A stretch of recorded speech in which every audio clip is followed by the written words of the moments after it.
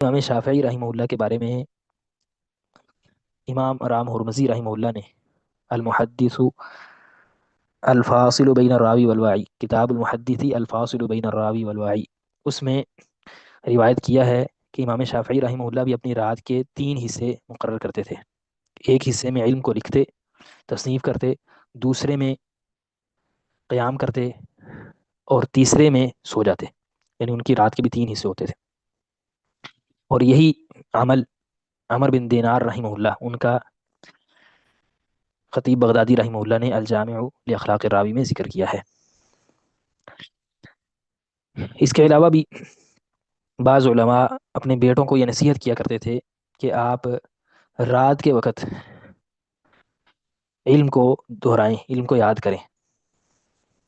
جیسے کہ خطیب بغدادی رحمہ اللہ فرماتے ہیں قال المنذر للنعمان ابنہ، کہ منذر نے اپنے بیٹے نعمان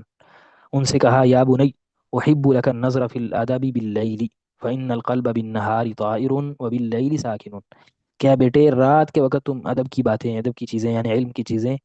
ان کو دیکھا کرو، ان کو دہرایا کرو، کیونکہ دن کے وقت انسان کا جو دل ہوتا ہے وہ پرندے کی مانند ہوتا ہے، اڑا اڑا سا ہوتا ہے، وباللیل ساکن، رات کو ساکن ہوتا ہے۔ فکلما اوعیت فیہ شیئا علیقہ، جس بات کو بھی، جس چیز کو بھی آپ رات کے وقت میں یاد کریں گے وہ آپ کے ذہن میں، آپ کے حافظے میں پوری طرح سے چمٹ جائے گا۔